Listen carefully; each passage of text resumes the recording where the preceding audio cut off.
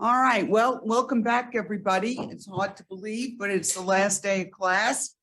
What do they say? No more teachers, no more books. No. You see, I've forgotten, I've been out of teaching too long, with high school kids at least. All right, well, I want to start first of all by saying that that the people in yesterday's class indicated that they wanted me to kind of continue what's going on with Ukraine into the fall semester. And since I am really anticipating quite a big change in the war by the fall, I think that's probably a good idea. So I'm intending to continue this topic into the fall. Of course, there's going to be some difficulty trying to write a course description, given the fact that my my foresight has not always been on target in teaching this particular subject. But nonetheless, these are some of the perils of trying to teach off of the front pages of newspapers.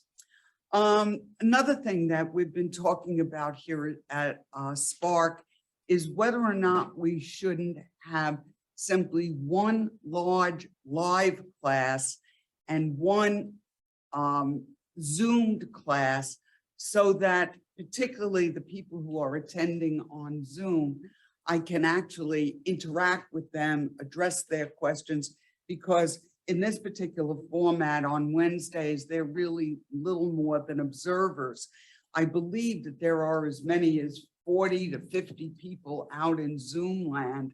And so it's difficult on a good day anyway, just to see all the names that might be up on the screen.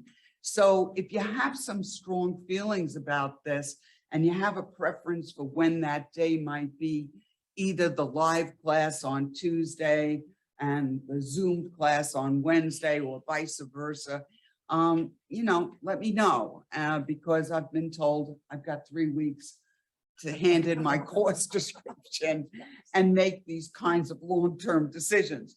So if you have feelings about this, I would appreciate your, your letting me know. What else? I guess I'd like to start just by saying, are there any questions that people have, and I'll try to make sure that the people who are Zooming in can hear those questions as well about items that have gone on this week. I will give a summary.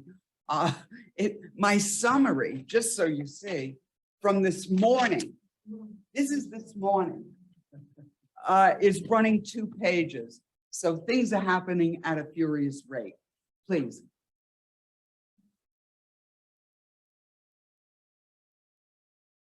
Are you going to expand on your statement you expect big changes in the war?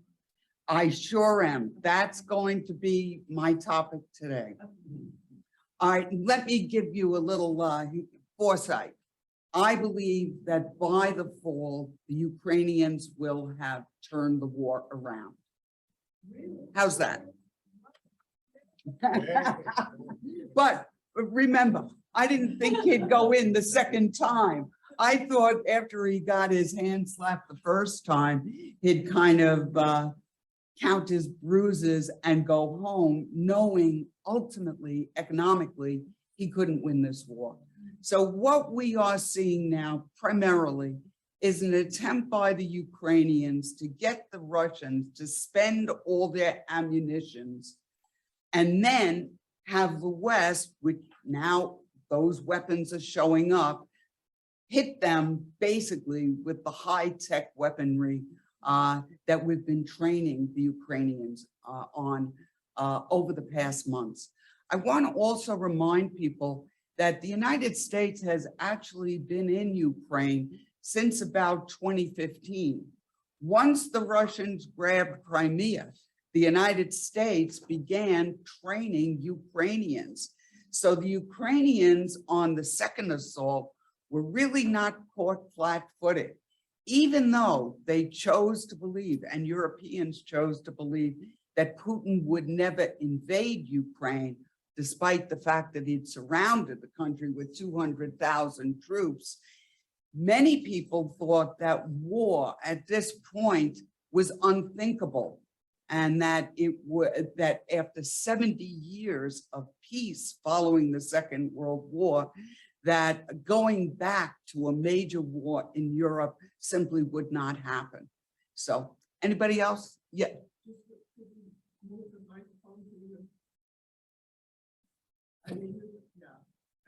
Okay. Everybody, can you hear me? Okay. Yeah. All right. I don't know where to start.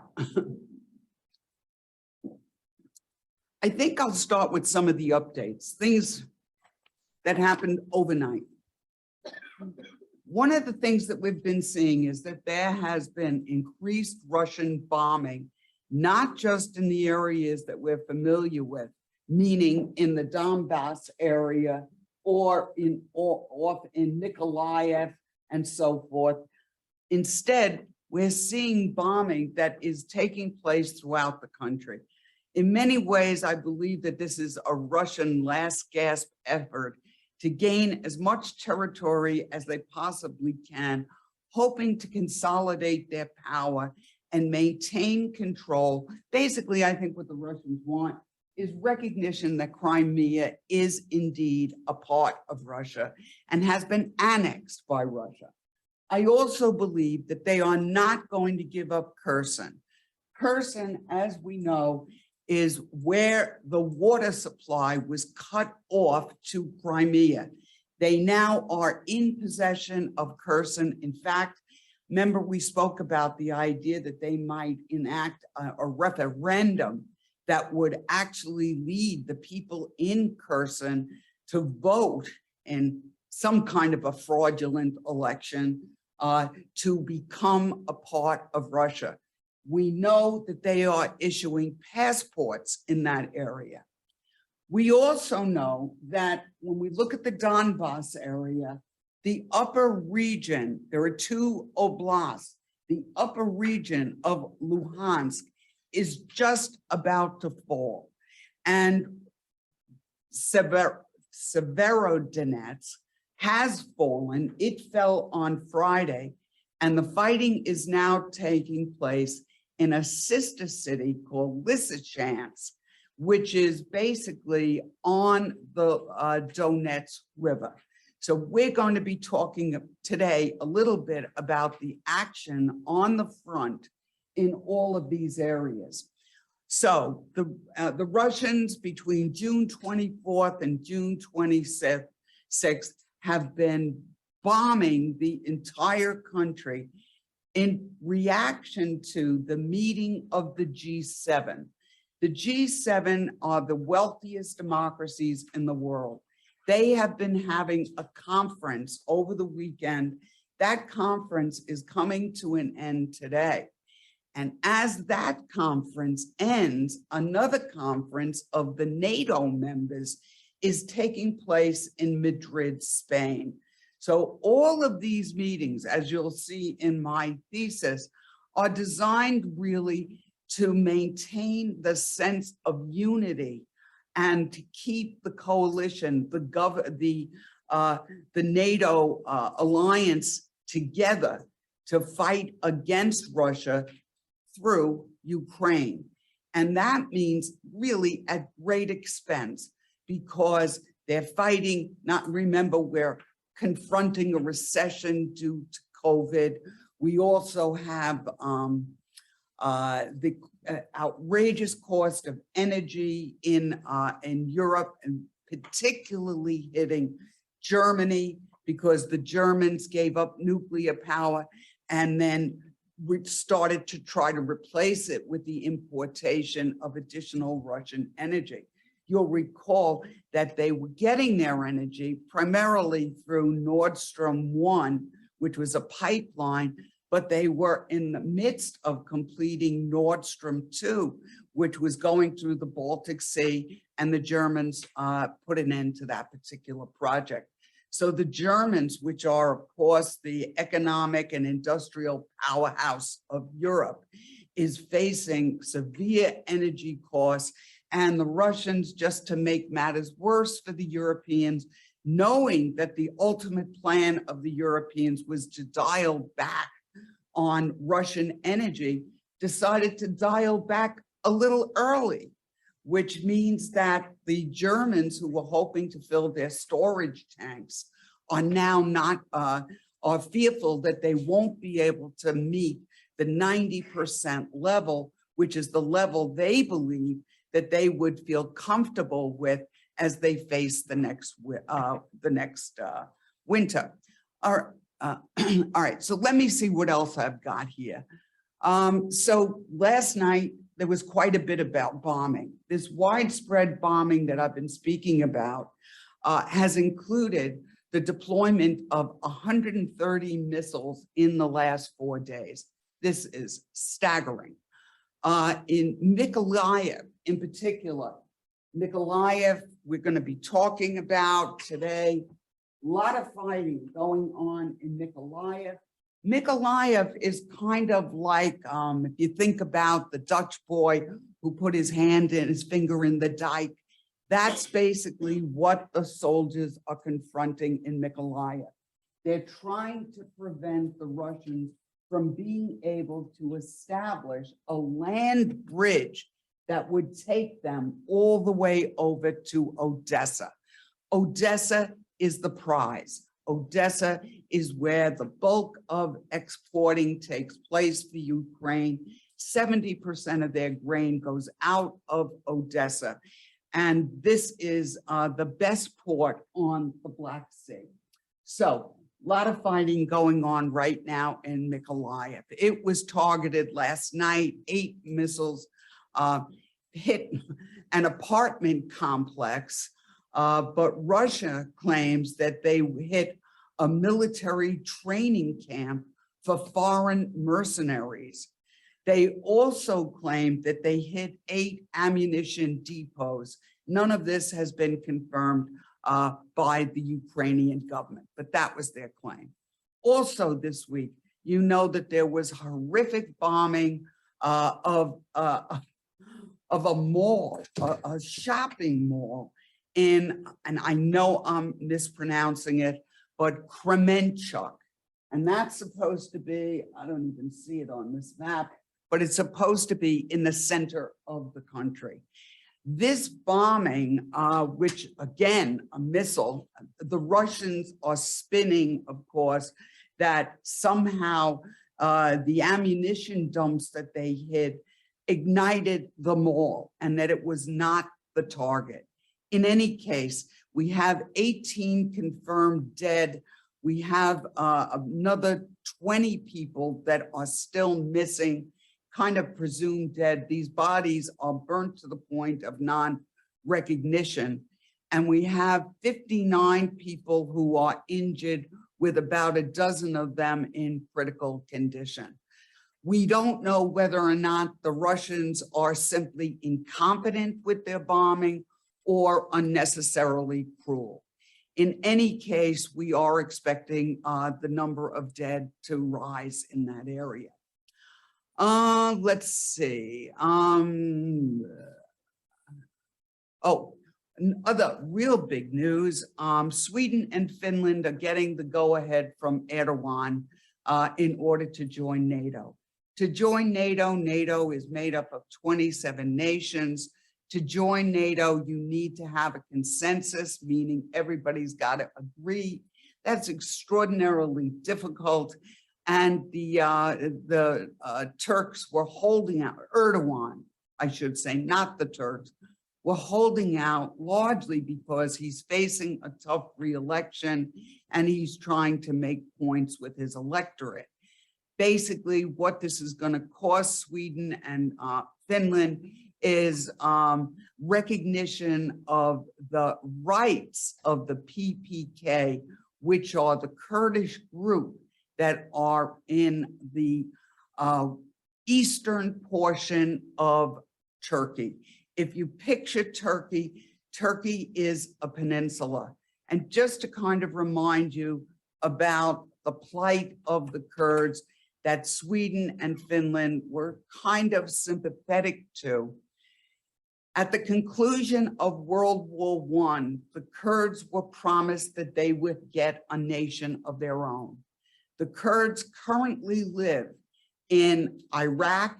They live in a northern province in Iraq. They were in Syria, and they're also, of course, in Turkey. So after World War I, there was talk of creating a Kurdish nation in order to give this ethnic group a homeland. However, in 1924, Kemal Ataturk, led a revolution in Turkey. Keep in mind, in World War I, Turkey is a loser. It was allied as the Ottoman Turk Empire with Germany and with Austria. So at the end of the war, it was anticipated the Turks would lose territory, and they did. They lost their empire. They were cut back to about 3/4 of the peninsula that I just described, the Anatolian Peninsula. In any case, in 1924, Ataturk led a democratic revolution in Turkey, and he conquered the territory in the eastern portion of that peninsula, which was in the possession of the Kurds. The Kurds in all of 3 of these countries have been unhappy ever since. And they have been separatists, anxious to have a country of their own.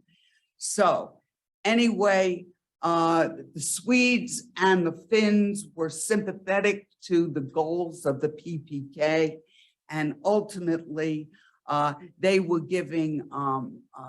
allowing migration from this region. Anyway, somehow they got under the skin of Erdogan. Erdogan demanded that they condemn the PPK as a terrorist organization, and they have done so. In order to get in, they have done so. Okay. Anybody got a question about that? Yeah, Mary.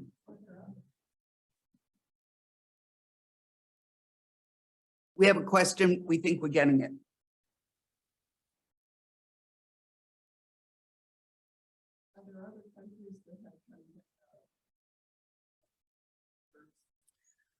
Well, I'm going to tell you very reluctantly, because Turkey is a member of NATO, they have condemned the Kurds, even though they were our closest ally during the Iraq War. So yes, there's egg on our face too. Yes. Okay. What else do I have to say? Oh, as you know, the G7 just met, and that, of course, is made up of the wealthiest democracies. But in the not too distant future, the G20 is supposed to meet, and those are the 20 largest economies in the world. That means, of course, that Russia would be invited to attend. There's talk about whether or not they should permit Russia to attend, but at the moment, Foreign Minister Lavrov has announced his intention to go to the G20. So we can say the ball is in the court of the West to see how they react to that. We also just got word that a US soldier died. This would be a soldier of fortune, a mercenary. He was fighting on behalf of the Ukrainians north of Kharkiv. Kharkiv up there near the Russian border. Kharkiv, remember, is the 2nd largest city in Ukraine. And so fighting up against the border, obviously, he was killed. Germany has just made an announcement at the G7, which, as I said, is ending today, that they want to introduce a Marshall Plan for the rebuilding of Ukraine in the aftermath of the World War. And he's citing also a concern about the food insecurity that we know is hitting the Middle East, primarily Lebanon and Egypt, as well as the region we call the Sahel in Africa. So just so that everybody can picture the region.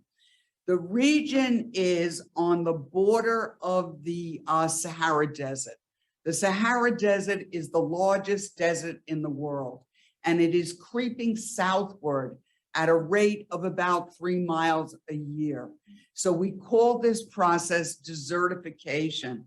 It's being accelerated by climate change.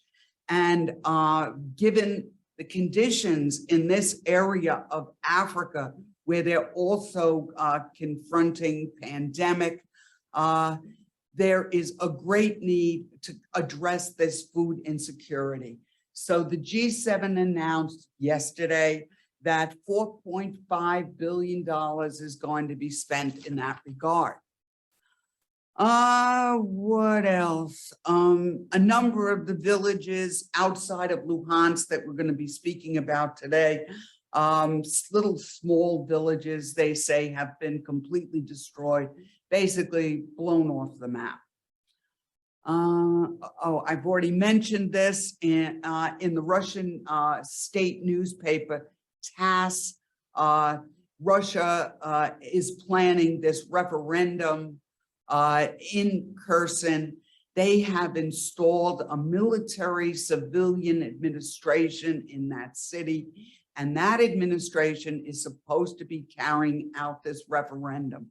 Again, a referendum is a yes or no vote. Basically, it's like, do you want Kherson to be annexed by Russia? Raise your hand if you want yes, and put it down if you say no. Well, we're expecting a fraudulent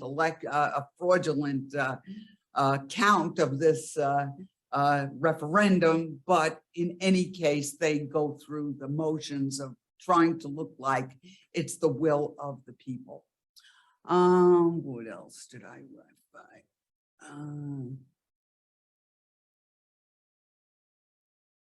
Zelensky, he also addressed the G7 yesterday, and basically begging for more and more weapons. No big surprise. As I mentioned, NATO begins its meeting today in Spain, and there are two countries that are attending the NATO meeting that kind of surprised me. South Korea and Australia are going. And one of the things I hope you're going to learn today from me is that it looks like NATO is going to kind of expand its influence to isolate China. And I'm assuming that this is being done at the behest of the United States. So I suspect when I saw those two names added to the number of NATO nations that were in attendance, that there is something afoot, that we may end up with more or less autocratic nations versus democracies, something of that sort. So that was a bit of a surprise to me. Kaliningrad, which we spoke about last week. Remember that Kaliningrad is a non-contiguous part of Russia, that it has its Baltic fleet housed at the port of Baltisk in Kaliningrad, which has approximately 100 million, 1 million people. There are about 1 million people there. Basically, we didn't know how the Russians would react to the fact that Lithuania is now refusing to allow the rail transport through its country, which is in the way of getting to Kaliningrad.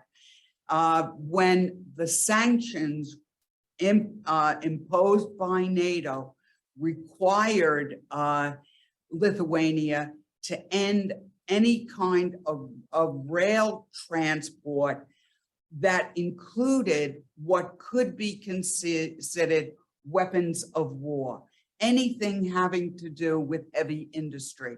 So anything made out of ferrous metals or iron ore are now not permitted to be able to be transported through Lithuania. And everybody's been waiting for the other shoe to fall. What is Russia going to do about this? And as I suggested last week, we believe they're going to possibly eliminate Lithuania from their regional grid.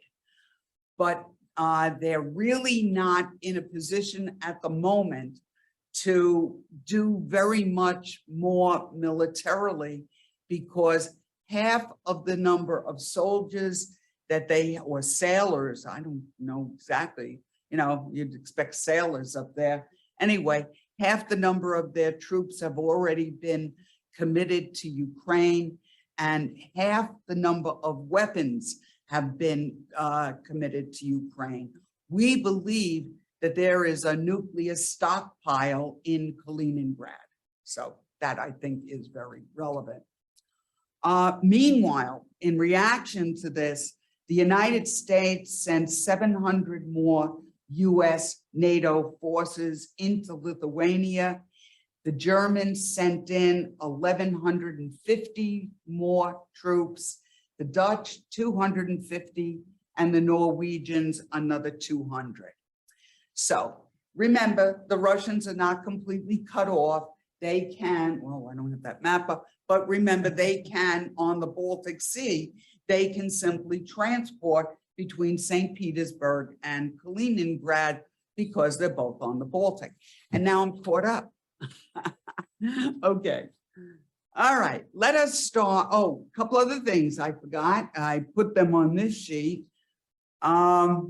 The United States is going to give Ukraine a defensive missile system.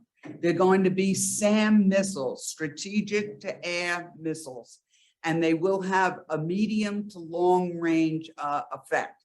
Remember that defensive weapons, if we think about a missile system as the Patriot missile system, where we gave that to the Israelis. Basically, if an enemy sends up a weapon, they are intercepted and made useless by the defensive weapon.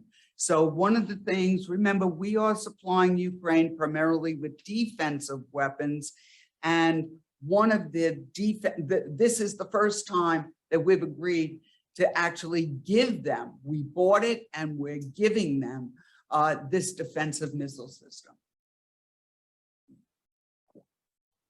Am I done now? Yes, I'm done now. All right, we're off now to the to our thesis, and then we'll get this lesson going. As the war in Ukraine grinds on with unsustainable losses on both sides, numbering close to 200 daily, the Russians are expected to continue their territorial domination of Luhansk in the Donbass. We don't think they're going to be able to get Donetsk. That's the southern oblast. The city of Severodonetsk fell over the weekend, and its sister city, Lysychansk, is expected to fall in the coming weeks. At that point, the Russians will possess roughly the same territory once held by the separatists during the civil war with Ukraine. Remember, the separatists began their attempt to separate from Ukraine in 2014, right after the Russians seized Crimea. So basically, the Russians have taken over the same territory that was previously in the hands of the separatists. As Western weapon systems make their way to the front, the Russians, facing a shortage of manpower, are expected to dig in and fortify their holdings. And that's what they're going to be doing now.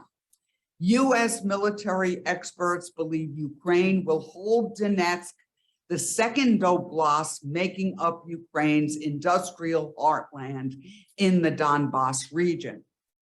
Meanwhile, Western diplomacy has moved into high gear with a G7 conference last weekend and with NATO and EU meetings scheduled for the weeks ahead. This frenzy of diplomacy is designed in part to maintain European unity in the face of energy shortages, possible recession, and growing inflation. Confronted by rising Russian energy profits, the G7 is exploring ways to cap the price of Russian oil on the global markets at the 30% discounted rate now being paid by China and India. And we think this may be accomplished by sanctions, but at this moment, we've never tried to do something like this, and the mechanism to make this happen is not yet in place. But basically, Europe is dying for energy, and the Russians, we know, actually increased their profits, not because they increased production, but rather because the cost of energy skyrocketed. And then they replaced the European markets with India and China. To get India and China to buy their energy, they gave them a 30% discount.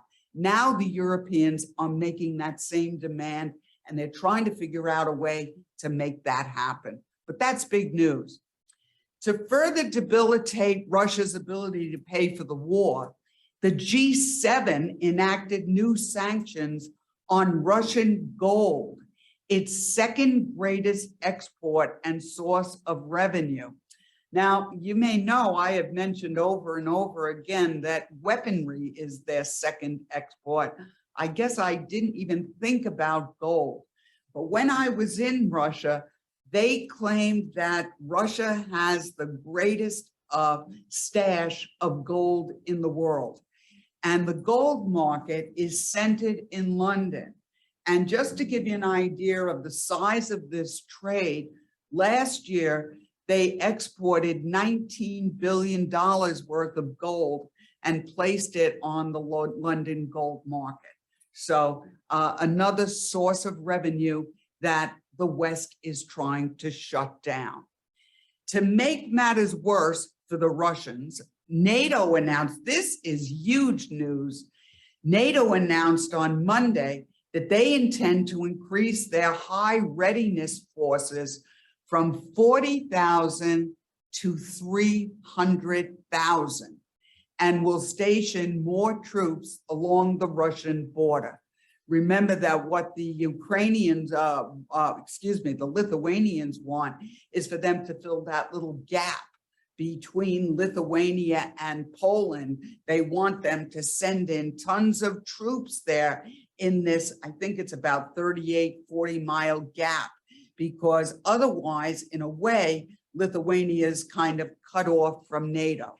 So that's in the works. Despite rising revenue from its energy sector, Russia defaulted on its foreign debt on Sunday. This was anticipated after the US closed a loophole that would have allowed the Russians to make the payment in rubles, not American dollars. The payment was for $100 million. The Russians tried to make the payment. Basically, we forced them to default. This is an issue because this means that in the future, as the Russians attempt to sell their bonds abroad, they're going to have to pay a higher interest rate in order to get others to purchase them. So that's the idea. Remember what a bond is. When you buy bonds from a company or you buy treasury bonds, if you're buying treasury bonds, you're extending a loan to your government. And at some point, that bond will reach maturity. When it does, you will have been paid that interest on that bond. So now the Russians, who also, all nations have foreign debt, all nations allow, sell these bonds on the market. We know that the Chinese are carrying quite a bit of the American debt. by having purchased our treasuries. Okay, anyway, this bond default, the first since 1918. So this is the Russian Civil War. The Russian Civil War, remember, 1917, Russia drops out of the war. 1918, there's a civil war between the Reds and the Whites. That civil war goes from 1918 to 1922. So it's been 100 years since the Russians defaulted on their bonds and we forced them into it. The Ukrainians also received the good news this weekend that their application to join the EU has been accepted. That, again, huge news in the last week. Although the process should take 10 years. Now, people smirked at that yesterday when we read the introduction here. And I'd like to just point out that this is the common amount of time it takes to get in. In other words, particularly think about Ukraine. It's got all this corruption, all these oligarchs. They require a certain amount of reform in their economy in order to qualify. So the process normally takes a good 10 years. But another thing is happening as well. Not just Ukraine is being extended an invitation.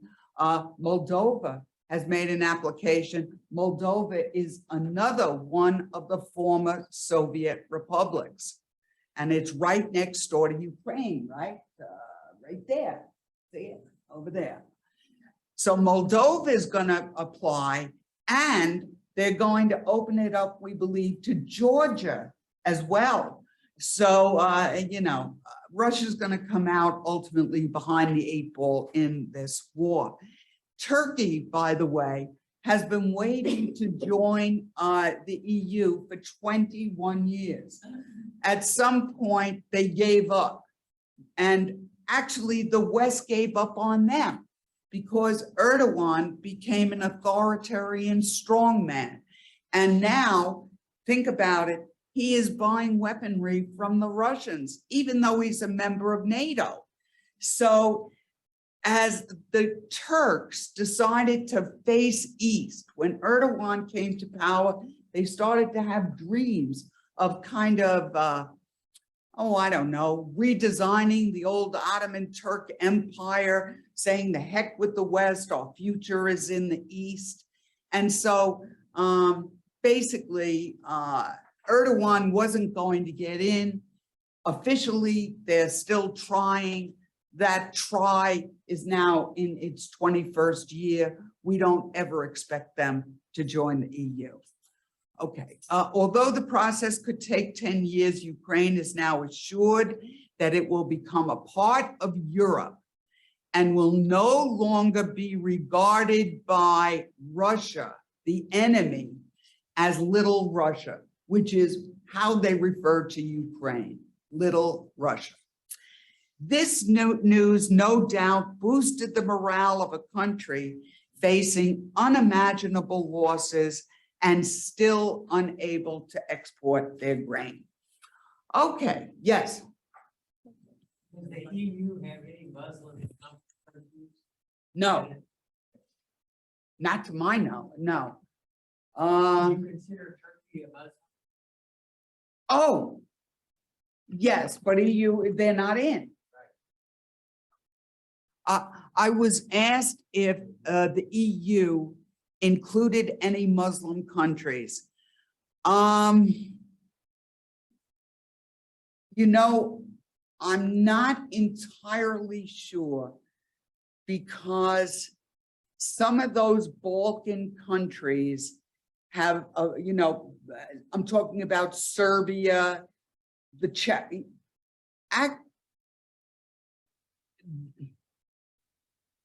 I don't think so. I'm going to have to leave it there. I don't believe that there are any Muslim countries. Yeah. Oh, wait, we have 2 more questions here from the floor. So everybody will try to have, go ahead, Vicky.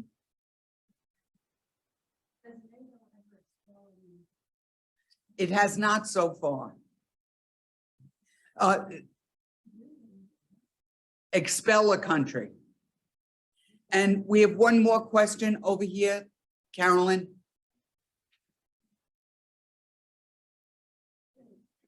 When you said that Russia exports gold, do they mine it or do they just have it stored?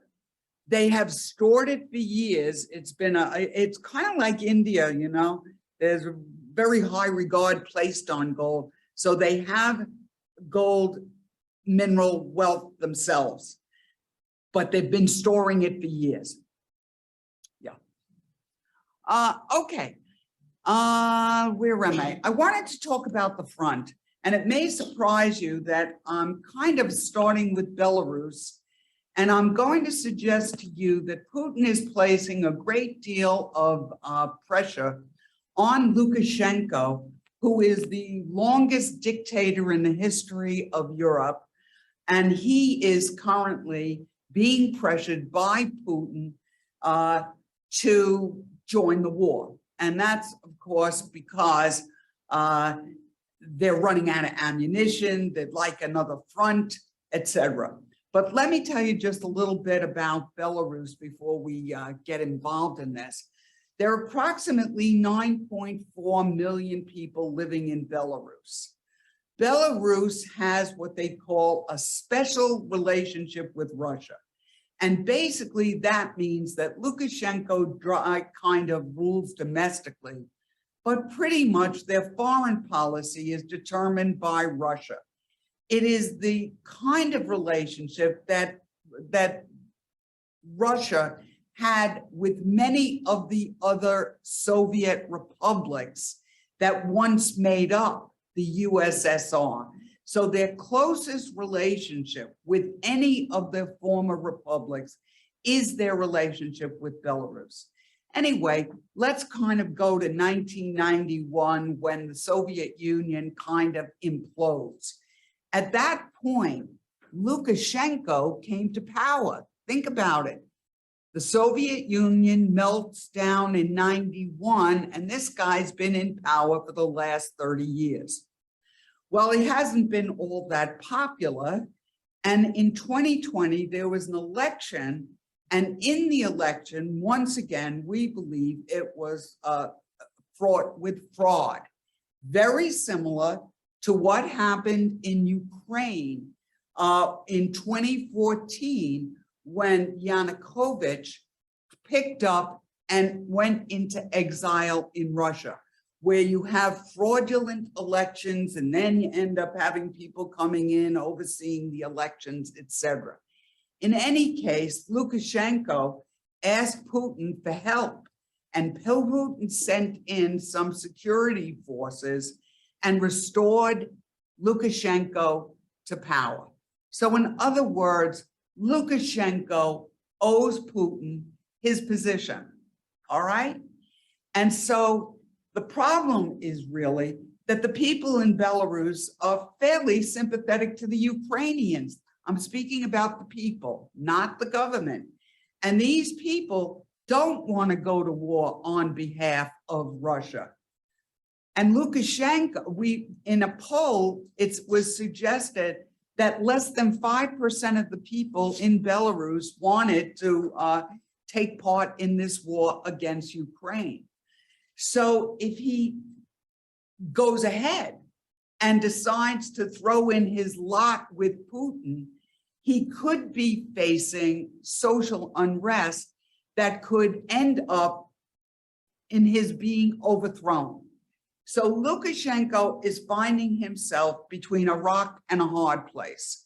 No matter what he does, he's going to be in trouble.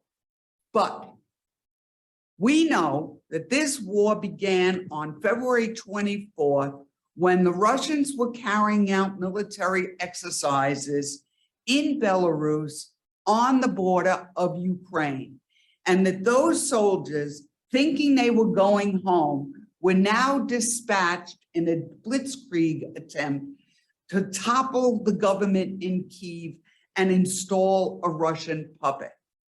Well, they're doing that again now.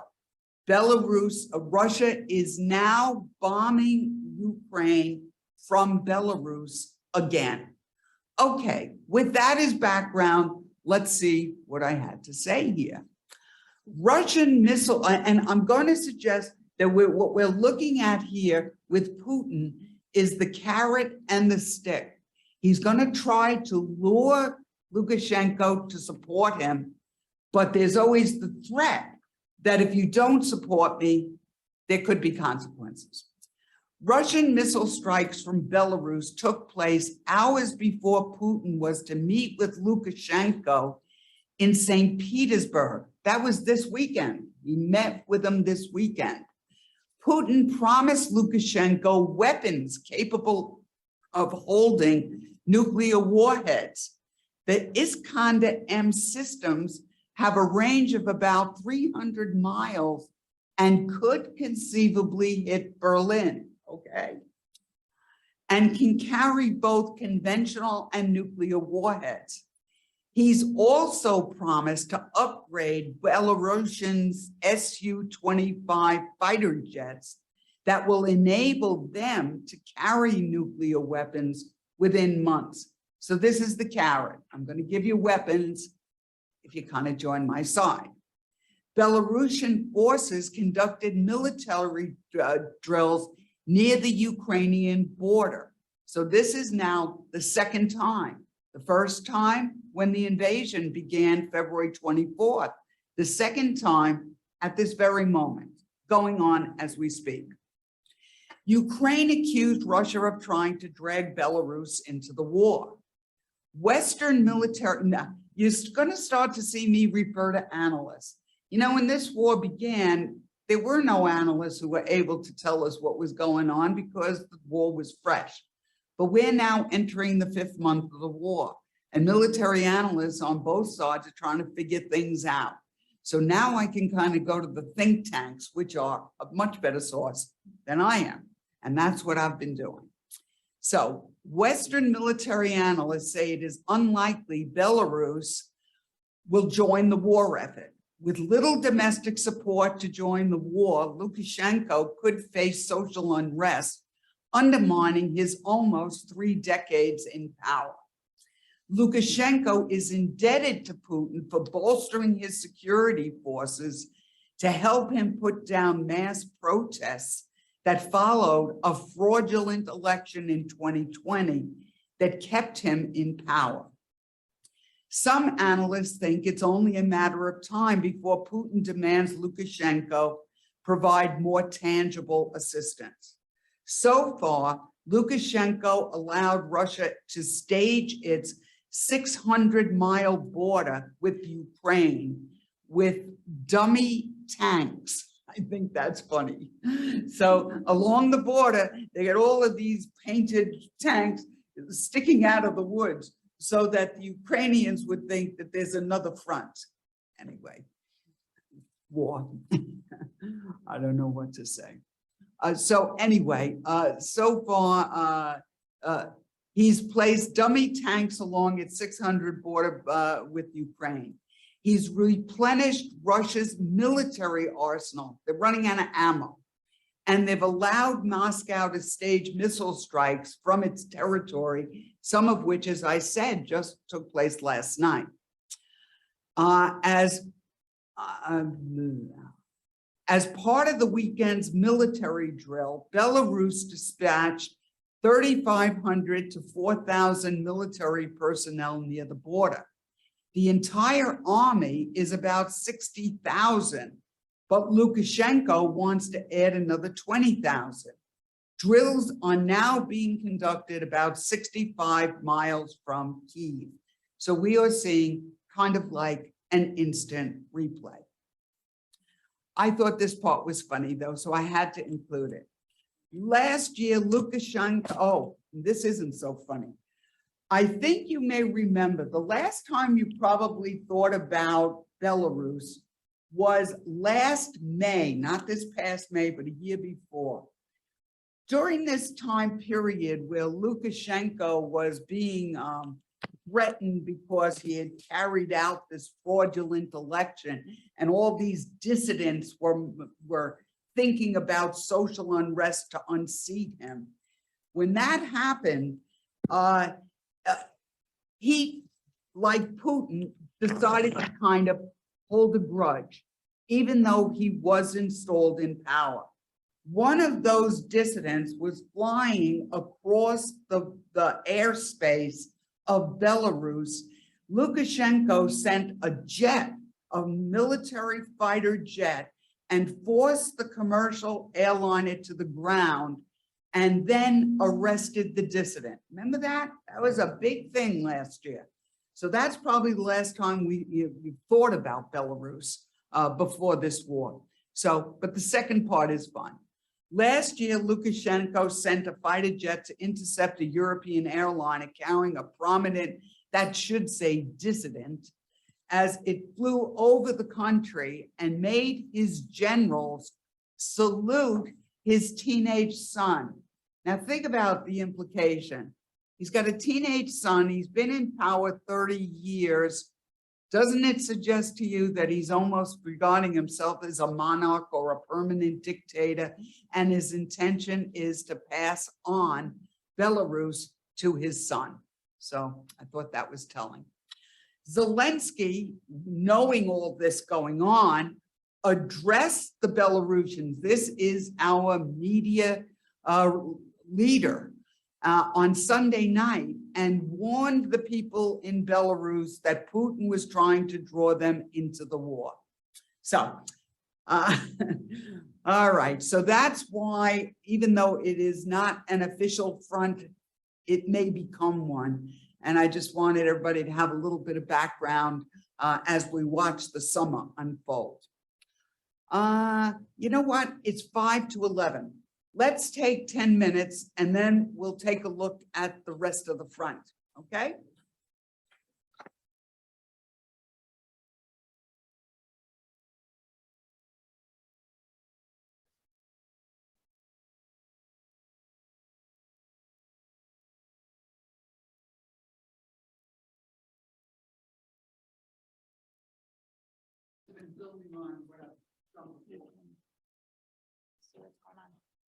Carol, before you start back up, and this is going to give you a chance to make sure the green light's on your microphone so that people on Zoom can hear the answer. But we have a question in the chat box from Bela.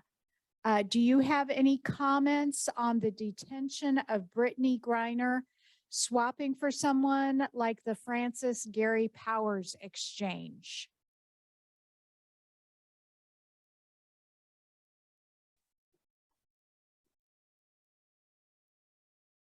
Okay, Carol's going to turn on her mic, but her initial, okay, she's going to answer the question at 5 after to give anybody else in the classroom a moment to get back. But yeah, I think everybody's back. Okay, Vela, I got your question, but I have no answer. I do think, you know, it's become a sensitive issue, obviously. I think there may be an exchange that may occur in order to get her. For those of you who haven't been following the Griner story, we had, and I really haven't been following it too well, but we had some American female basketball stars that were doing, I guess, an exhibition in Russia. And as she was leaving the airport, they found some, I think it wasn't pure marijuana, but it was maybe some kind of CBD. Does that sound right to everybody? Something that is a derivative, and basically seizing on the opportunity, the Russians arrested her at the airport. And of course, because this war is going on, she became something of a political prisoner. But I do expect that she's, you know, the world's attention is on this issue. I do expect that at some point she's going to end up being exchanged. It's just a holdup. You know, I'm sorry, Bela, I don't really, maybe you have more info than I do about this issue, but I don't really, I haven't been following it too closely, mostly because I didn't think it really had too much to do with the geopolitics I've been concentrating on. Anything? Issues? No other comments. Okay, well, but I will look into it, Bela. I promise, maybe, maybe not next week, right? In a few months, I'll let you know she was released. How's that? And how that happened. Sorry. All right. All right, now, as we introduced today's lesson, we spoke about really the areas where we are on the front. And of course, we know that Severodonetsk has fallen and that they've moved on to the sister city. So again, just let me give that little background that I have said before. Each oblast in the Ukraine has a name that is reflected in the largest city that is in that oblast. So in other words, the oblast of Luhansk. Gee, oh, now I'm really in trouble. The oblast of Luhansk, the largest city in that oblast was Luhansk. However, when the separatist movement took place between 2014 and 2021, the separatists overran that city. But the entire region still belongs to Ukraine. So the Ukrainians relocated the capital of that oblast to Severodonetsk. And so that's where the fighting has been taking place. I would call that a provisional capital. Provisional has that sense of it being a temporary capital, perhaps until the Ukrainians regain control over this region and then would restore Luhansk, the city, as the capital of the province. But if I was pinned down, I would have to say, I really don't believe that Luhansk is going to return to Ukrainian hands. I think Luhansk is going to ultimately be annexed by Russia. And I believe that the fact that they have already issued 800,000 passports to the people living in Luhansk, and that the majority population of the people who live in Luhansk identify as Russian. So I believe that when the smoke clears and we do have a peace settlement, Donetsk will maintain its independence, but I believe that Luhansk will probably get annexed. Okay, all right. So this is where the war is going on, or has just, you know, the battle for this city has ended, and it has a sister city that is connected by a bridge. That bridge was initially blown up, but of course they've got means to get across the bridge with pontoons, etc. The Russians, I think you may recall, had a terrible mishap as they were attempting to cross the Donetsk River, which this city of Lysychansk is located on.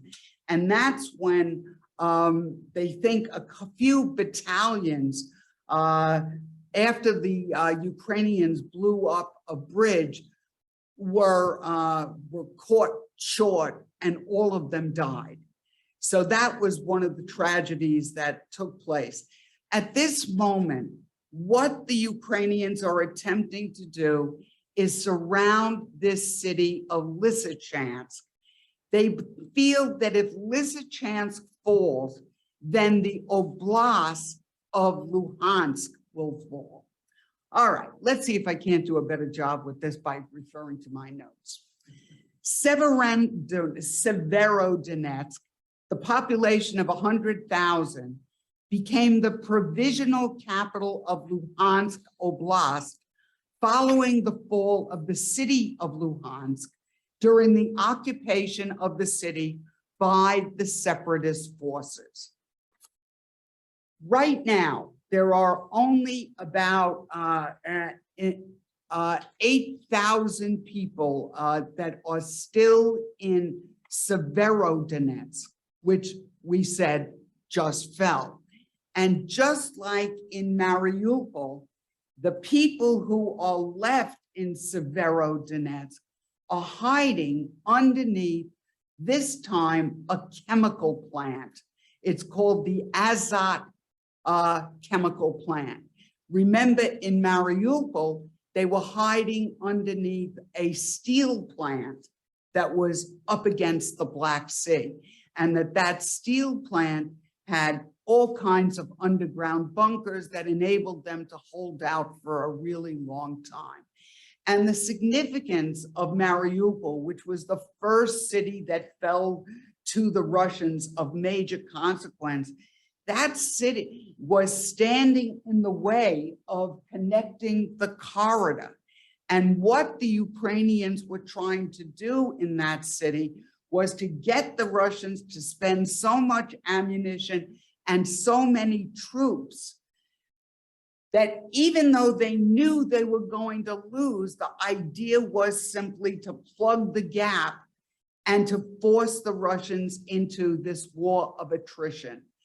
Many of these people knew when they took part in this battle that they were going to die as patriots to save their country, and chose to do so. So this is why, even though we knew Severodonetsk was going to fall, we know that Lysychansk is going to fall, they're going to hold out to the absolute last moment in order to keep the Russians spending their men and their ammunition, trying to hold the line until the Western weaponry shows up.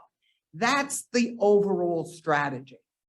All right, so let's pick up with Severodonetsk, and then we'll go to the sister city.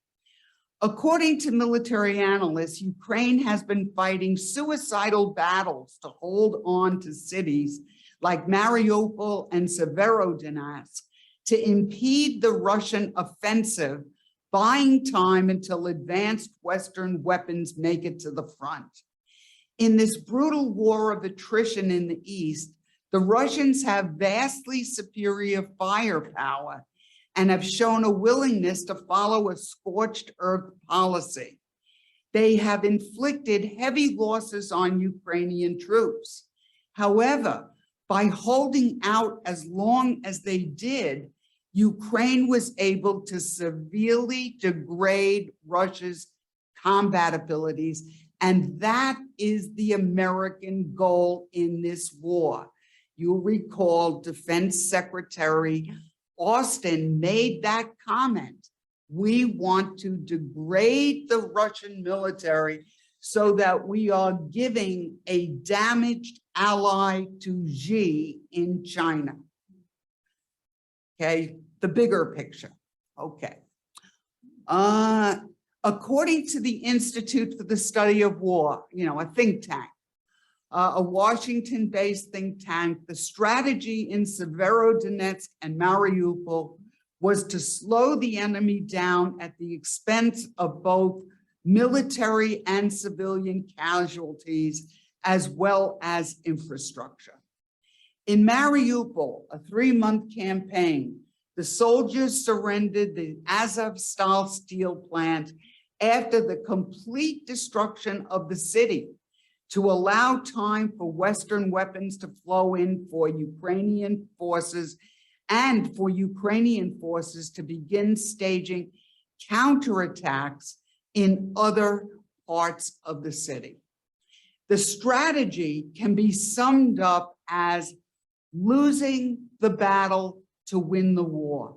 Now, some of you may know that strategy as a Pyrrhic victory, where Russia wins the battle, but the cost of the battle was so great that in reality, it means that it's setting them up to ultimately lose the war because they can't afford to replace all of the soldiers that they're losing.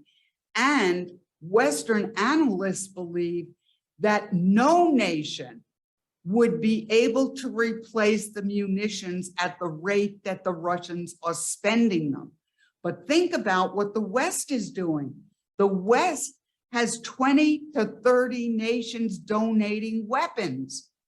The Ukrainians are not going to run out of ammunition. We're betting that the Russians will. That's the strategy.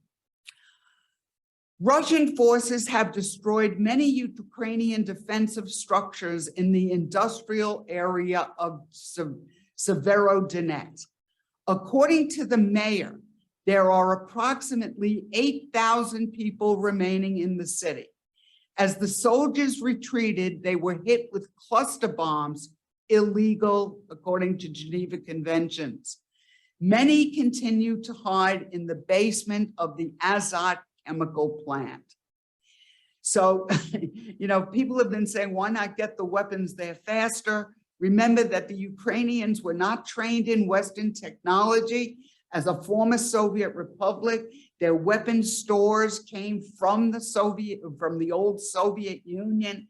And consequently, it's really been a slug fight between two powers that are using really Soviet era weaponry. And the United States has been pressing many of the other former satellite states in Eastern Europe, also equipped with Russian weaponry, to put that into operation and to send it to Ukraine so that they can fight the Russians. But now the Western weaponry is showing up. And I got very interested in figuring out how exactly are we conducting this war? How are we basically telling the Ukrainians how to win? And so part of my lesson today addresses that issue. Okay, so that's where we're going. But let's first go to Lysychansk. Lysychansk, the sister city of Severodonetsk, which again, we expect to fall. The population was originally 100,000. Now there are about 10,000 people remaining. Ukrainian forces are facing encirclement from Russian soldiers. The entire city is now within reach of Russian fire. The city is located, it does have advantages. It's high on a hill and it backs on a river, all right, making it tougher for the Russians. The city is located on a hill and faces the Donetsk River to the east. Its geography will make it harder for the Russians to occupy. The capture of the city will give the Russians almost complete control over Luhansk. Once it falls, Sloviansk is the next likely target, and that's right there. Okay, right across the border in Donetsk. Okay. Oh, this is going to be a killer because I have to say Ukrainian names. Here we go. Russian troops appear intent on encircling the city from the west, pressing southeast from Izium and northeast from Popasna on the western bank of the river. Ukrainian troops have been digging trenches and the city is sealed. So they have evacuated the city. The Ukrainians have told everybody to leave, and knowing that Lysychansk was going to be next, while they're busy fighting in Severodonetsk, they were building all of these trenches around the city. So they're dug in. The creeping advances are dependent almost entirely on the expenditure of vast quantities of ammunition, notably artillery shells, which are being fired at a rate, and this is key, that almost no military in the world, that should say world, sorry, would be able to sustain for long. Some Western experts predict that in a few weeks, the war will start to trend in favor of the Ukrainians as they get resupplied and the Russians run out. So the cavalry is coming. Western weapons are now being seen on the battlefield in greater numbers. Howitzers, the big guns, the heavy artillery, have arrived from France and Germany and have been spotted. And Ukraine's defense ministry posted video of the American HIMARS. We spoke about them last week. Those are the mobile rocket systems that very high tech, that have a range of 40 to 50 miles. And each one of these pods blasted by these rockets is a separate warhead. So in other words, you get one off, but they all go in separate directions with separate targets. It's the most high-tech weaponry that the United States is currently supplying to the Ukrainians. So these HIMARS took quite a bit of time to teach the Ukrainians how to use them. And this is one of the reasons that they haven't been deployed up until this point. Okay, so anyway, the HIMARS are being fired for the first time in combat. The Ukrainians have maintained a high level of operational secrecy, even to the United States. At least that's what it's what we're claiming. But so it's hard to know how many troops they still have in the Lysychansk area. And we claim that our intelligence in this area so far from Kyiv, where we're really kind of headquartered. The other place that we're headquartered is in Remstein Air Force Base in Germany. So this is how we're directing the war. And we're saying that we don't have that great intelligence in an area that, you know, was the subject of the separatist movement and now Russian occupation. But who knows? We're saying we don't know how many troops the Ukrainians actually have dug in around this particular city. Western analysts initially underestimated Russian artillery stocks, but they remained convinced that Russia's defense industrial complex does not have the capacity to keep up with the enormous rate at which Russia is expending artillery shells. Although Ukrainian forces are taking it on the chin, they are highly motivated to defend their homeland and show no signs of losing resolve, as opposed to the Russian troops, who really don't know what they're fighting for. They really weren't, I guess, properly propagandized before the war started, because those maneuvers taking place in Belarus suddenly sent their soldiers in on this mission. So anyway, they're defending their homeland and they're going to fight to the end. The war may well turn into, and this is the economic part, a material contest of who is going to run out of equipment and ammunition, as well as their best units first. Because remember, the best fighters in the Ukraine are fighting in the Donbass, and they're losing their lives at 200 soldiers a day. That doesn't speak at all to the number who are injured. The summer will see both sides facing exhaustion, and there is a likeliness that the war will pause to allow both sides to regroup and rearm. The West anticipates that the Ukrainians will then be better armed and prepared to launch an offensive. If not, a stalemate will ensue that could last years. So what we're saying here is that this is a turning point in the war, that either with Western weaponry, the Ukrainians can overwhelm the Russians as the Russians run out of material. And finally, the last front, and this is also a lot of action going on in the area, particularly of Mykolaiv. So this is our southern corridor. And we know the Russians are in possession all the way up to the city of Kherson. At present, Russia occupies the corridor between Mariupol and Kherson along the Black Sea. In Kherson, Russia is issuing Russian passports and has restored fresh water to Crimea. I think that's another place they really intend to try to hold on to. As I said, I think they're going to try to get the rest of the world to recognize the annexation of Crimea to Russia. We'll see. North of Kherson, Ukraine is encouraging a resistance movement. Keep in mind that even if the Russians end up taking the corridor, they would be hit from above, from Ukraine. There would be people in that corridor that were part of a resistance movement, making it very, very difficult for the Russians to hold on to the territory.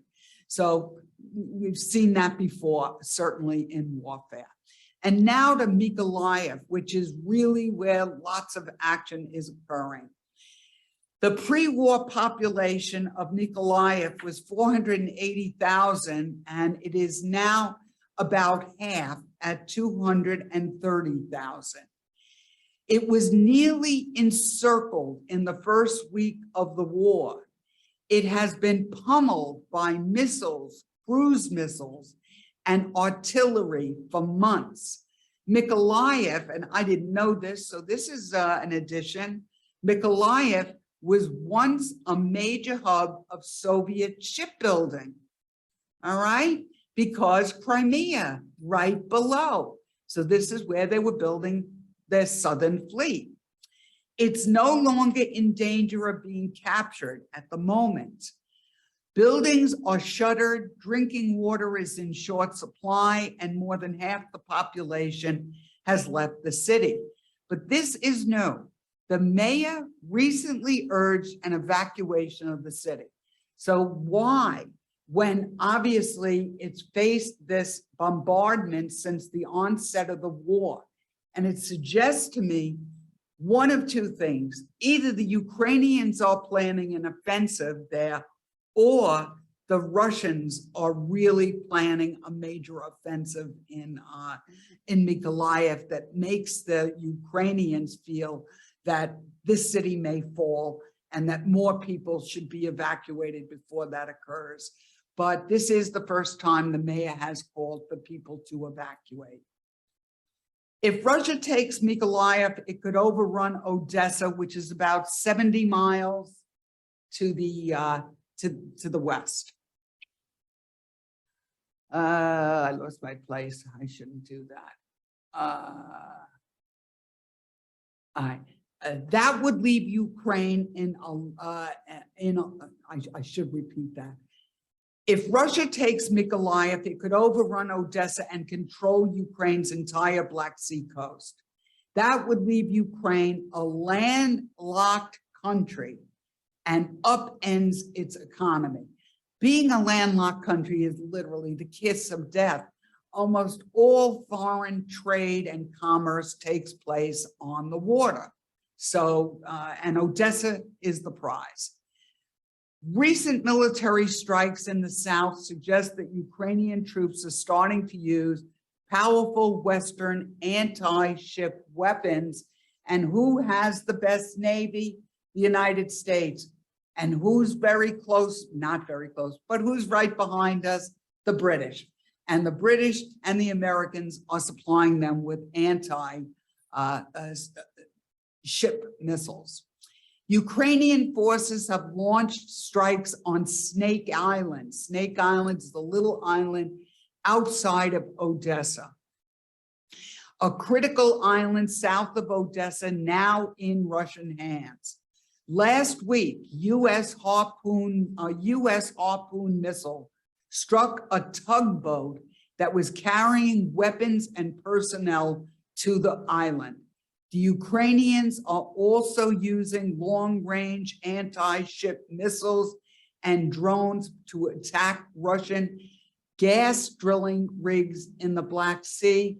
We've mentioned this before. We believe that there are rich gas deposits underneath Crimea. So there's always an economic component to the war. So the fact that they're drilling for oil in the Black Sea right there suggests the potential. And right. So now we go to Odessa. Odessa, Ukraine's most important Black Sea port, exports 70% of its grain through that city. The harbor has been mined, making it impossible to export life-saving food to prevent starvation in Lebanon, Egypt, and the Sahel region of Africa.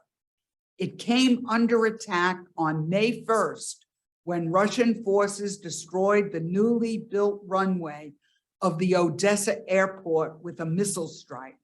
On May 7th, it was struck again by 4 missiles, which hit a civilian building and the airport. Sunday night, this weekend, there was another strike in the city that damaged residential buildings and injured 8. Odessa, I gave you these figures before, but I wanted to remind you, there's a very heavy Russian presence in this city too. This is the city of Catherine the Great. So Odessa is a divided city with 36% identifying as Ukrainian, 36% identifying as Russian, and 25% as Jewish. There is a great deal of distrust, as you would expect, among the citizenry. The people in the city don't know who to trust.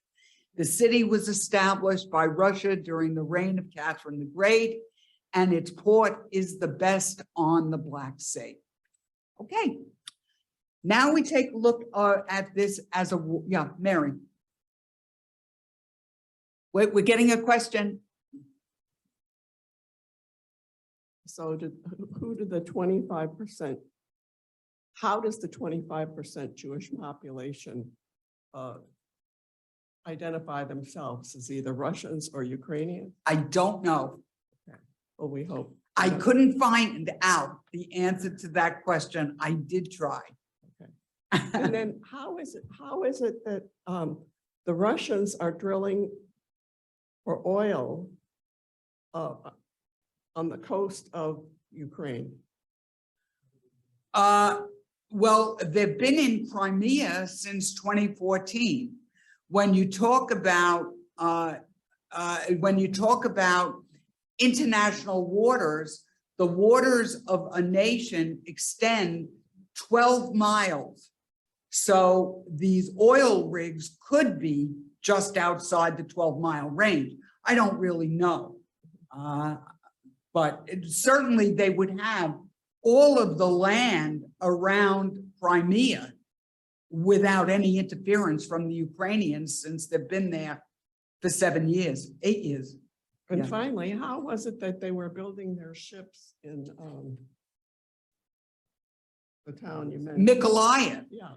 Well, in a way, all of that makes sense. You've got to always keep in mind that historically, this entire area was Russian. And so when the Russian fleet, which has always been in Crimea, had to get supplied, and they couldn't do it from the peninsula, they had to find cities nearby.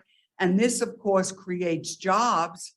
And so when you're not at war, you're going to be having kind of a mixed population that is working in these plants. And that is exactly the same situation in the Donbass. Remember that the Russian defense industry is located in the Donbass, but it's 20% of the Ukrainian GDP. So neither side wants to give up the industrial heartland.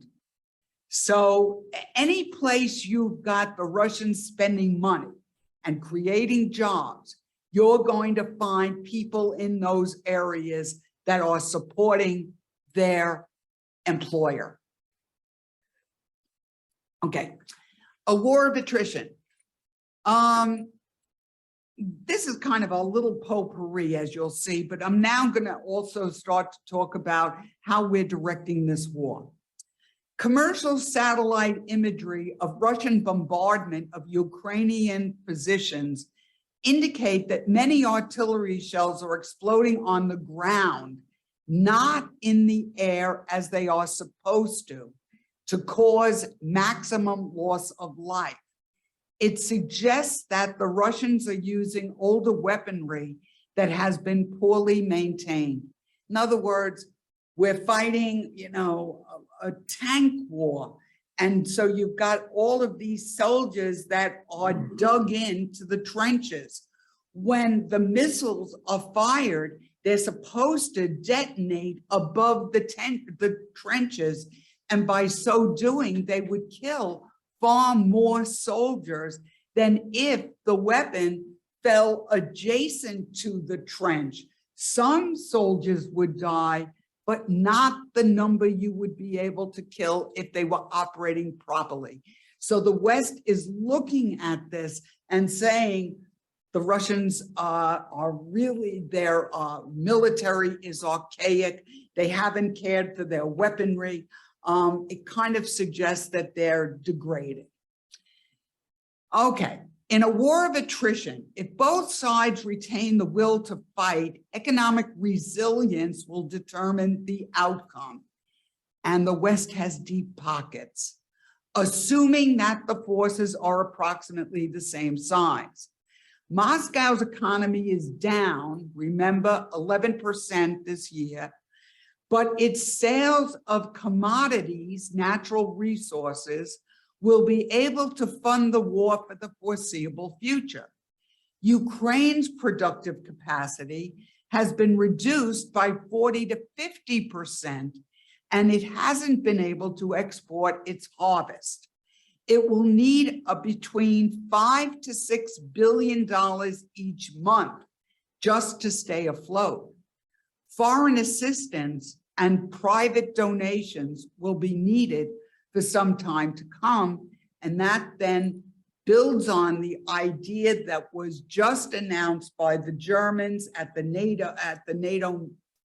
G7 meeting. Scholz, the new Chancellor of Germany, announced that he wants a Marshall Plan, in effect, to rebuild this country in the aftermath. So everyone's aware. Russia is struggling to replace its lost soldiers without enacting a general mobilization, which they don't want to do, while Ukraine can tap another 100,000 volunteers easily. They are not the battle-hardened soldiers, however, that they are losing now in the Donbass. And the Russians, as we know, don't want that general mobilization because they then think that will lead to an anti-war movement in their country that they don't want to deal with. They're looking for Belarusian troops. The US now we're going to take a look at how we're conducting this war. And this was just, again, one of my little tangents because it was something that was bothering me. The US and its allies, including a stealthy network of commandos and spies, have been rushing to provide weapons, intelligence, and training to the Ukrainians. Much of their work is at bases in Germany, France, and Britain. Some members of the CIA have continued to operate in Ukraine, mostly in Kyiv. They have been directing the US intelligence that is given to the Ukrainian forces. A few dozen commandos from other NATO countries, including Britain, France, Canada, and Lithuania, have also been working inside Ukraine, not the United States. We thought that would be too dangerous and would provoke a war with Russia.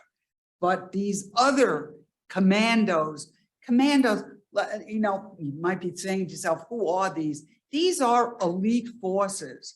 I want you to think of them as being similar to the Green Berets, the Navy SEALs, the Army Rangers. These are the best of the best. So what we're saying is that the NATO commanders, the best of the best from the West, have been in Ukraine, are in Ukraine, basically directing this war. Okay. So it's a limited war. Before the war, the US withdrew 150 military instructors, but commandos from these allies either remained or have gone in and out of the country since then, training and advising Ukrainian troops and providing on-the-ground distribution of weapons and aid. In reaction to the meeting of the G7, Putin sent a barrage of missiles to targets across the country, and we've already discussed that, which included that mall. Following Russia's invasion on February 24th, the US Army's 10th Special Forces Group, which had been training Ukrainian commandos at a base in a western part of the country, relocated to Germany to coordinate military assistance to Ukrainian commandos and troops.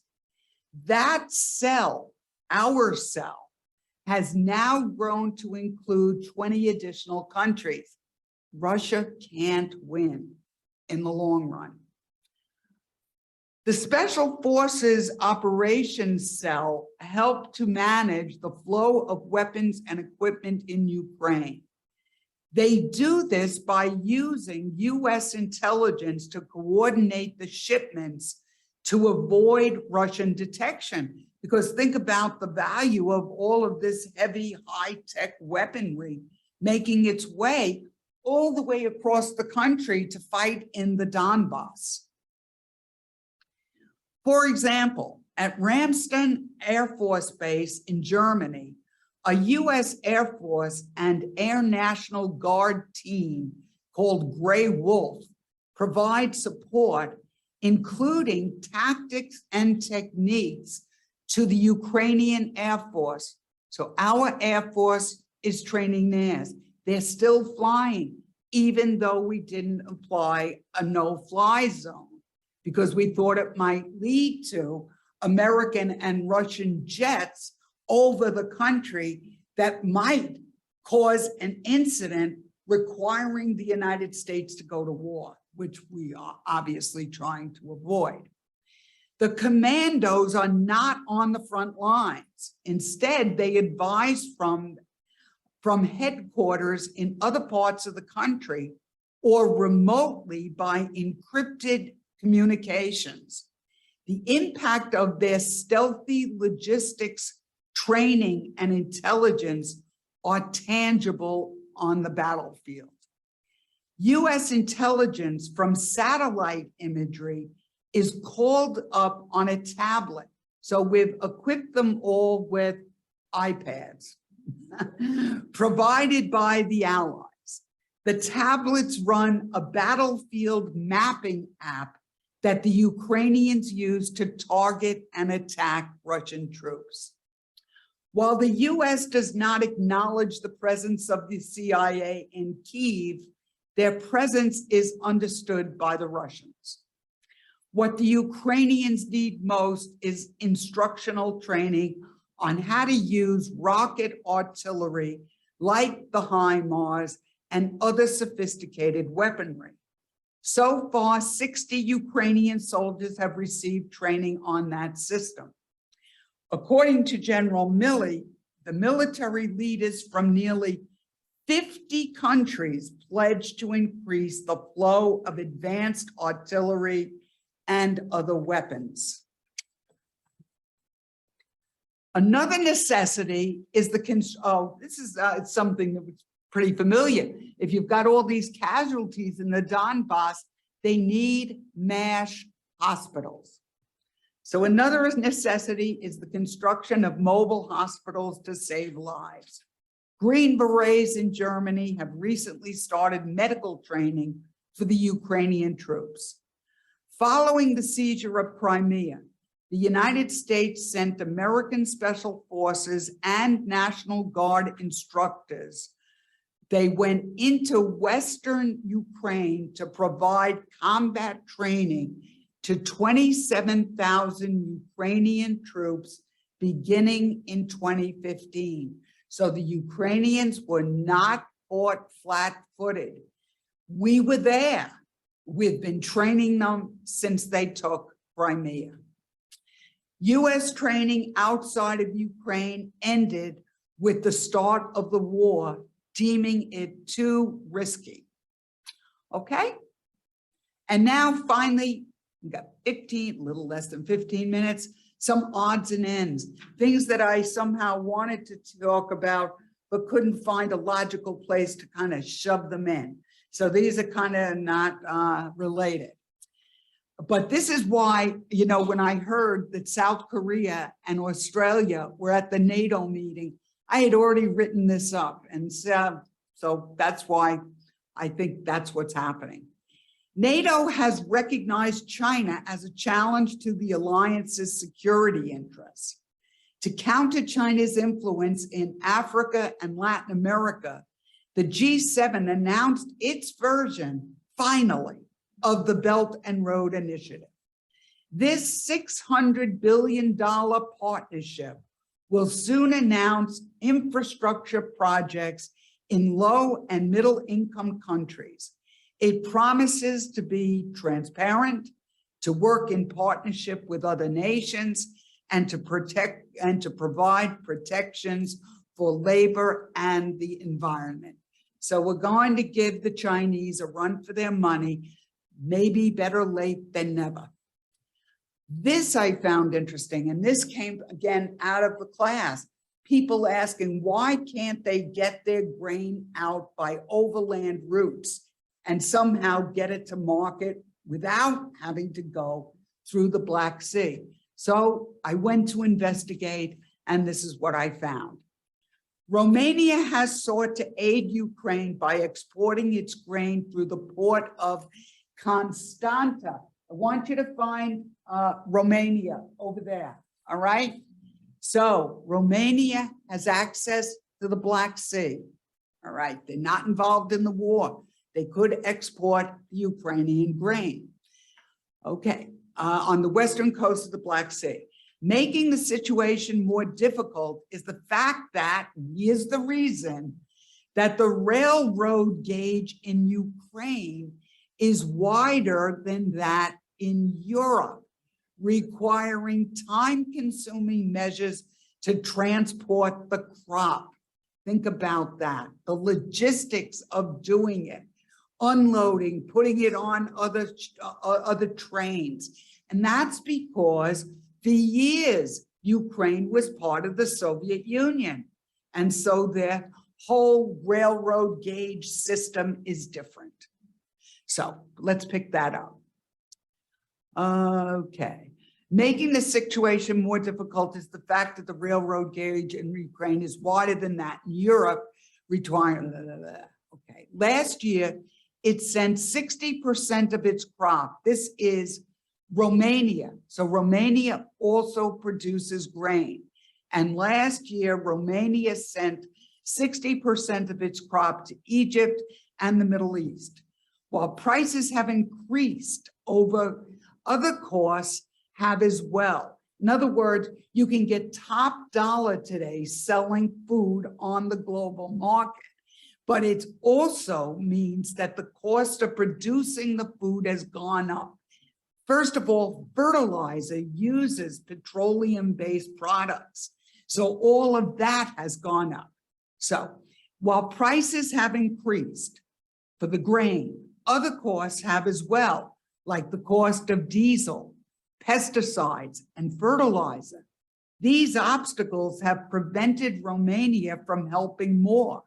At present, they simply don't have the infrastructure. The US wants farmers in the United States to boost wheat production amid the global food shortage due to the war. And somebody in class yesterday addressed that They seemed to read the farmers' bulletins and stated that one of the problems we're facing here, particularly in Kansas, is the possibility of drought.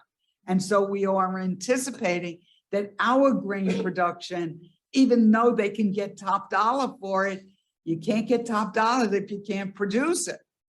So that's on the drawing board. Oh, this one's going to kill me. All right.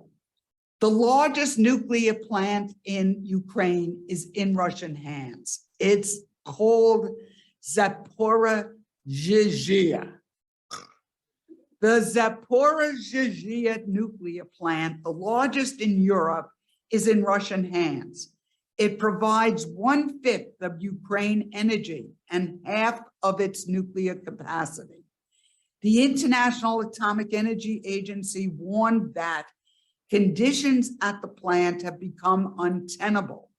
While still operated by Ukrainians, they are being overseen by Russian troops, and a number of people have quit. So anyway, that's the situation at the plant. They don't think there's any immediate danger. Here's something else. Putin is looking for other markets for his energy. So he just attended a virtual meeting of the BRIC nations. You may recall that the BRIC nations are kind of like the second-tier nations economically in the world today. These are the up-and-coming nations. Now, you're going to see China as part of that group. Now, clearly, China has moved over, but the term BRIC is an old term. And when China was joined the BRIC nations, they weren't the superpower economically they are today. In any case, Putin attended a virtual BRIC meeting, which includes Brazil, Russia, India, China, and South Africa, a summit to deepen their cooperation in an effort to diversify Russian markets due to Western sanctions. Okay, another topic. I'm now trying to play beat the clock. We really expected the Russians to conduct some pretty sophisticated cyber attacks on the United States, but we really haven't been very highly impacted, and we're not entirely sure why. In any case, Microsoft reported that Russian state-backed hackers have targeted organizations in 42 countries allied with Ukraine. The US is the top target, followed by Poland, who has taken in all these refugees and given up Soviet-style weapons to the Ukrainians. Hackers succeeded at infiltrating networks 29% of the time, and 25% of that 29% resulted in stolen data. The key targets were governments, but also included think tanks. They want to know what the US is talking about and our analysis of the war, humanitarian groups, IT companies, and energy, along with other critical infrastructure. So, as I stated earlier, we're kind of surprised we haven't seen more. Maybe they're holding it in abeyance, or maybe they're just not as good as we thought. Russia threatened to retaliate against Lithuania for blocking some goods headed to Kaliningrad. There is some suggestion that Lithuania may be dropped from their regional grid. We discussed this last week. The EU has accepted not only Ukraine's application for membership, but also Moldova's. Moldova, over there, a former Soviet republic, had a separatist movement. We spoke about Transnistria is a separatist area in Moldova that is pro-Russian. Okay. So anyway, Moldova has applied and they're accepting their application too. Georgia may also eventually join. To become members, all must align themselves with institutionally, I should say themselves institutionally, democratically, economically, and legally to the EU laws and norms. The process runs an average of 10 years. Some EU members fear that the Union is becoming too large and diverse, making consensus difficult to achieve on issues like democratic freedoms, economic policy, and the role of the courts. We're worried about countries like Hungary, with guys like Viktor Orban, who are really little autocrats. Hungary's already in, but the idea is that the Eastern European countries aren't as democratically and economically advanced as Western Europe. And this goes back historically in Europe over hundreds of years. And so that the EU is beginning to feel it's getting so large that it really can't get everybody on board in order to rule seamlessly. And that's, of course, the goal of the EU. Some worry that Ukraine, the largest European nation, might be difficult to absorb. Turkish and Russian delegations met in Moscow in an effort to unlock the blockade of the Ukrainian grain exports, but so far they haven't reached any deal. This is obsolete. When I wrote this, Finland and Sweden were not yet given the green light. This must have been terrible news to Putin, because Turkey, who is standing in the way of increasing the NATO border by 800 miles, have now been given the green light. Erdogan's been bought off. He will probably get reelected. So that's all I'm going to say about that.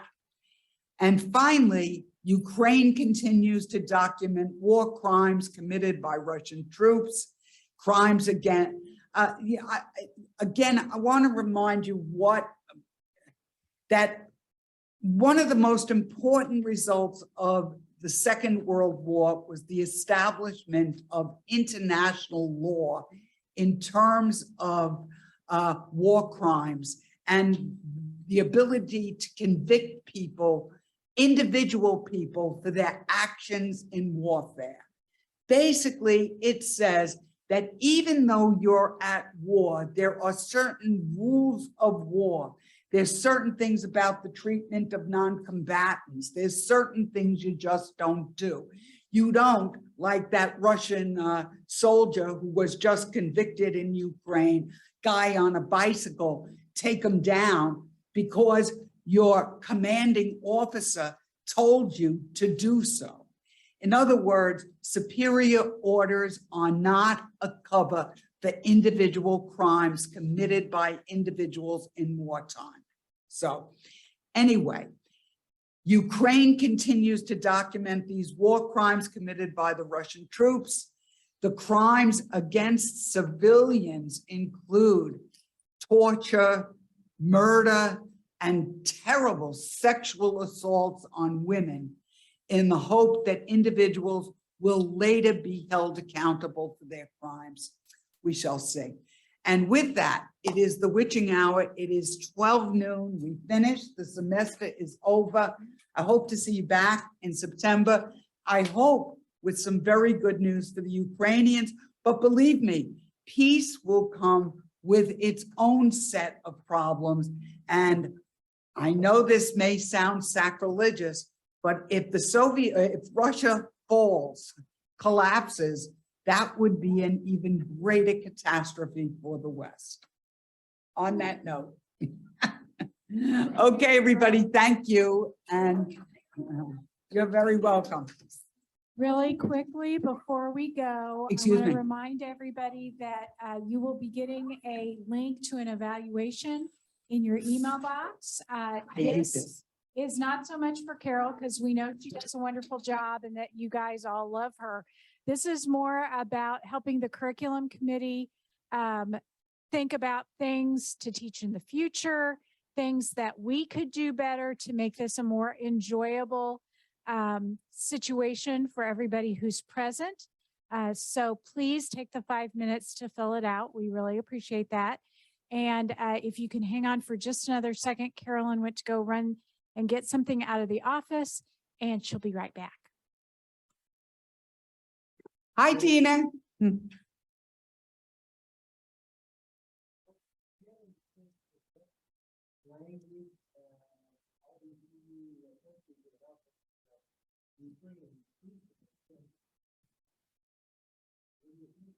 Oh, God, my next daughter, I just don't know. But they probably started in Ukrainian, wouldn't that make sense? But they probably have translators. So the American, the French, the British stand next to a translator, and the training takes place that way. So, I mean, that's the only thing I can think of. Whoa! All right. For the ride home. I'm gonna have a drink on everybody. Thank you very much. It was worth it.